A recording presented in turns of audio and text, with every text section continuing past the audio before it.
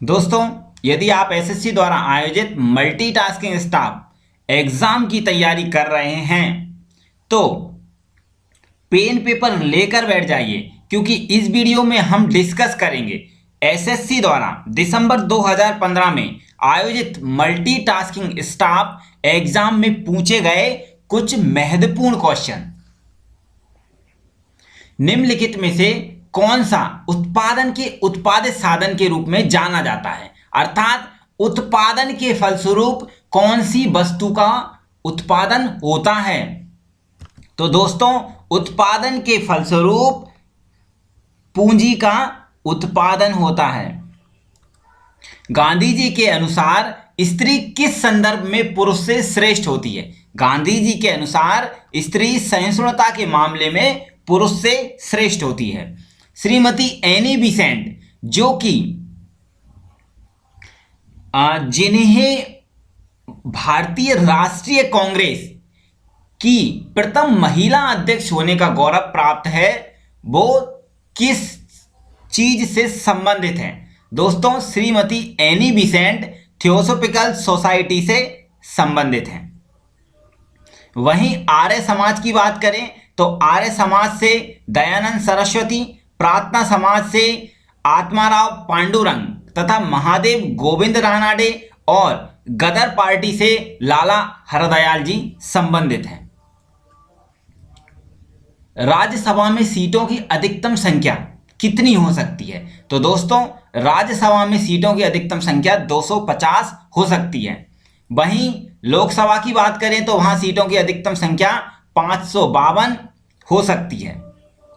और राज्यों में विधानसभा की बात करें तो सीटों की अधिकतम संख्या 500 तथा न्यूनतम संख्या 60 हो सकती है। और राज्यों की यदि विधान परिषद की बात की जाए तो सीटों की अधिकतम संख्या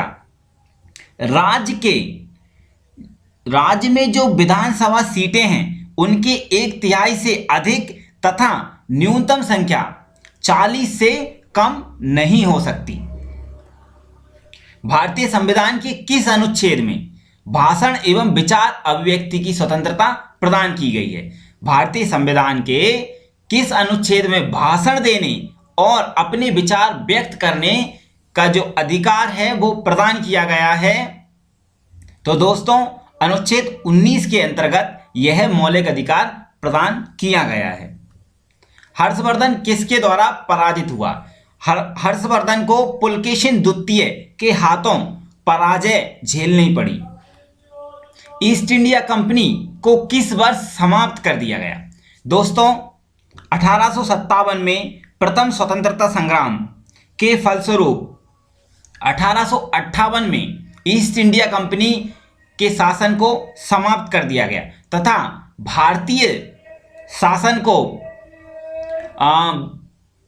इंग्लैंड की महारानी के हाथ में सौंप दिया गया। भारत का सबसे बड़ा गुंबद कौन सा है? दोस्तों, भारत का सबसे बड़ा गुंबद गोल गुंबद है, जो कि बीजापुर में है। इसका निर्माण मोहम्मद आदिल शाह द्वारा कराया गया था। इसी प्रकार ताजमहल आगरा में, कुतुब मीनार दिल्ली में तथा जामा मस्जिद भी दिल्ली में है। ताजमहल का निर्माण शाहजहां द्वारा, कुतुब मीनार का निर्माण कुतुबुद्दीन ऐबक द्वारा तथा जामा मस्जिद का निर्माण भी शाहजहां द्वारा कराया गया था। अब तक सबसे पुराने शिलालेख जिनकी लिपि समझी जा चुकी है किससे संबंधित है? दोस्तों, अभी तक जो भी शिलालेख लिखे गए उनमें से सबसे पुराना शिलालेख कौन सा है जिसकी लिपि समझी जा चुकी है? तो दोस्तों, ये शिलालेख मौर्य काल से संबंधित हैं, जिनकी लिपि समझने में सफलता प्राप्त हो चुकी है। इनकी लिपि पढ़ने का श्रेय जेम्स प्रिंसेप को जाता है। 1857 का जो सैनिक विद्रोह या प्रथम स्वतंत्रता संग्राम हुआ था, उसकी असफलता का क्या कारण था? उसकी असफलता का अंतिम कारण था एकता का अभाव। दोस्तों, कुछ भारतीय राजाओं ने विद्रोहियों का साथ न देकर अंग्रेजों का साथ देना उचित समझा। यही कारण था कि यह विद्रोह असफल हो गया। ब्लैक गोल्ड के नाम से किसे जाना जाता है? ब्लैक गोल्ड अर्थात काला सोना, काला सोना के नाम से कोयले को जाना जाता है। किस भारतीय राज्य में प्रातः काल में सूर्य की किरणें सबसे पड़ती हैं, सबसे पहले पड़ती हैं? तो दोस्तों, जो भी राज्य भारत के सबसे पूर्व में स्थित होगा वहां पर सूर्य की किरणें सबसे पहले पड़ेंगी। भारत का पूर्वी राज्य जो है वो है अरुणाचल प्रदेश। यहां पर सूर्य की किरणें सबसे पहले पड़ती हैं। दोस्तों, आपको उत्तर पूर्वी राज्य जिन्हें 7 बहनें भी कहा जाता है कि राजधानियां पता होना चाहिए। यहां पर त्रिपुरा की राजधानी अगरतला, मेघालय की राजधानी शिलोंग, सिक्किम की राजधानी गंगटोक तथा अरुणाचल प्रदेश की राजधानी ईटानगर है। दोस्तों याद रखिएगा, सिक्किम 7 बहनों का हिस्सा नहीं है। मरियाना गर्त किस महासागर में है? दोस्तों, मरियाना गर्त एक गहरा गड्ढा है जो लगभग 11 किलोमीटर गहरा है। यह गहरा गड्ढा जो है प्रशांत महासागर में पाया जाता है। दोस्तों, क्वेश्चन कभी कभी इस प्रकार से आता है कि सबसे बड़ा महासागर कौन सा है? तो दुनिया का सबसे बड़ा महासागर प्रशांत महासागर है, उससे छोटा अटलांटिक महासागर, उससे छोटा हिंद महासागर तथा उससे छोटा आर्कटिक महासागर है। WHO अर्थात वर्ल्ड हेल्थ ऑर्गेनाइजेशन या विश्व स्वास्थ्य संगठन ने चेचक के उन्मूलन की घोषणा किस वर्ष की? दोस्तों, WHO ने 1980 में, दोस्तों मई 1980 में WHO ने चेचक के उन्मूलन की घोषणा की। किसी पिंड का गुरुत्वीय त्वरण किस चीज पर निर्भर करता है? बहुत महत्वपूर्ण क्वेश्चन है। किसी पिंड का गुरुत्वीय त्वरण किस चीज पर निर्भर करता है? दोस्तों, किसी भी पिंड का गुरुत्वीय त्वरण उसके द्रव्यमान पर निर्भर करता है, ना कि आयतन, घनत्व और आकृति पर। निम्नलिखित में से कौन सा उपकरण विद्युत ऊर्जा को यांत्रिक ऊर्जा में परिवर्तित करता है? तो दोस्तों, विद्युत मोटर एक ऐसा उपकरण है जो विद्युत ऊर्जा को यांत्रिक ऊर्जा में कन्वर्ट करता है। वहीं डायनेमो की बात करें तो यह यांत्रिक ऊर्जा को विद्युत ऊर्जा में बदलता है। ट्रांसफॉर्मर जो है हाई वोल्टेज को लो वोल्टेज में कन्वर्ट करता है। और बल्ब की बात करें तो यह विद्युत ऊर्जा को प्रकाश ऊर्जा में परिवर्तित करता है। किस भारतीय संस्थान ने सबसे पहले सुपर कंप्यूटर विकसित किया था? दोस्तों, देश का पहला सुपर कंप्यूटर जिसका नाम परम था को विकसित करने का श्रेय सीडेक को जाता है। सीडेक का फुल फॉर्म है centre for development of advance computing. दोस्तों, सीडेक का जो मुख्यालय है वो पुणे में है। एक स्थान से दूसरे स्थान पर यात्रा करने वाले लोगों द्वारा प्रयुक्त कंप्यूटर कौन सा है? तो दोस्तों, इसे लैपटॉप कहा जाता है, जिसे एक स्थान से दूसरे स्थान पर ले जाना आसान होता है। निम्नलिखित में से कौन सा यौगिक अम्ल की तरह व्यवहार करता है? तो दोस्तों, H2CO3 एक अम्ल की तरह व्यवहार करता है। वहीं NH4OH तथा NaOH दोनों क्षार हैं तथा जल उदासीन है। ना तो ये क्षार है ना ही ये अम्ल है। अम्ल नीले लिटमस पेपर को कर देता है अम्ल नीले लिटमस पेपर को क्या कर देता है? दोस्तों, अम्ल नीले लिटमस पेपर को लाल तथा क्षार लाल लिटमस को नीला कर देता है। इसको याद कैसे रखेंगे? याद इस प्रकार से रखेंगे, ब्लू टू रेड कौन करता है? एसिड करता है। तो आप कैसे याद रख सकते हैं? Blue to red by acid. आगे बढ़ते हैं।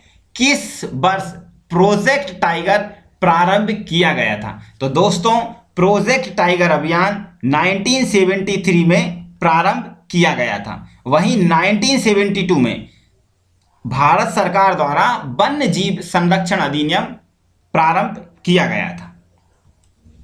किस वर्ष पर्यावरण संरक्षण अधिनियम पारित किया गया? तो दोस्तों, पर्यावरण संरक्षण अधिनियम 1986 में पारित किया गया। भूपृष्ठ के 3/4 भाग पर क्या पाया जाता है? तो दोस्तों, भूपृष्ठ के 3/4 भाग पर जल पाया जाता है, अर्थात पृथ्वी के 71% भाग पर जल तथा 29% भाग पर थल पाया जाता है। जनगणना 2011 के अनुसार देश में सर्वाधिक जनसंख्या वाला राज्य कौन सा है? तो देश में सर्वाधिक जनसंख्या वाला राज्य उत्तर प्रदेश है। यहां पर लगभग 20 करोड़ जनसंख्या पाई जाती है। जनसंख्या का घटते क्रम में राज्य इस प्रकार हैं। प्रथम स्थान पर उत्तर प्रदेश, द्वितीय स्थान पर महाराष्ट्र, तृतीय स्थान पर बिहार तथा चतुर्थ स्थान पर पश्चिम बंगाल है। राष्ट्रीय ऊर्जा संरक्षण दिवस प्रत्येक वर्ष किस दिन मनाया जाता है? तो दोस्तों, राष्ट्रीय ऊर्जा संरक्षण दिवस प्रत्येक वर्ष 14 दिसंबर को मनाया जाता है। गोबी मरुस्थल, जो कि एशिया का सबसे बड़ा मरुस्थल है, किन 2 देशों में फैला हुआ है? तो दोस्तों, गोबी मरुस्थल चीन के उत्तर में तथा मंगोलिया के दक्षिणी भाग में फैला हुआ है।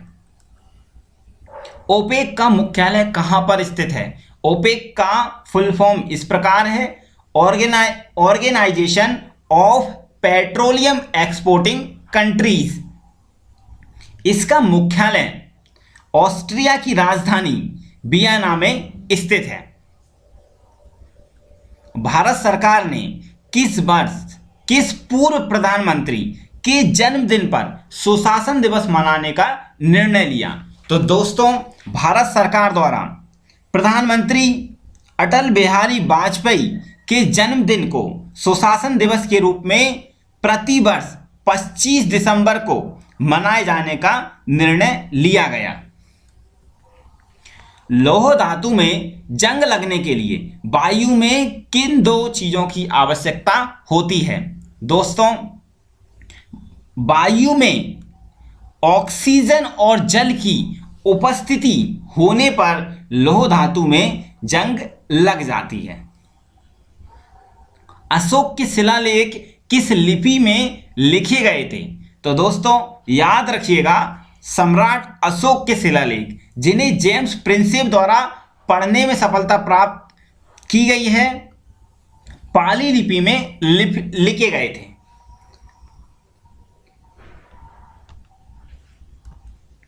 तो ये थे एसएससी द्वारा आयोजित दिसंबर 2015 में स्टाफ सिलेक्शन कमीशन के अंतर्गत एमटीएस एग्जाम की के कुछ महत्वपूर्ण क्वेश्चंस जो आज हमने डिस्कस किए हैं। ये वीडियो आपको कैसा लगा कमेंट्स में ज़रूर बताएं। Thank you. और यदि वीडियो अच्छा लगा हो तो चैनल को सब्सक्राइब और वीडियो को लाइक करना ना भूलें।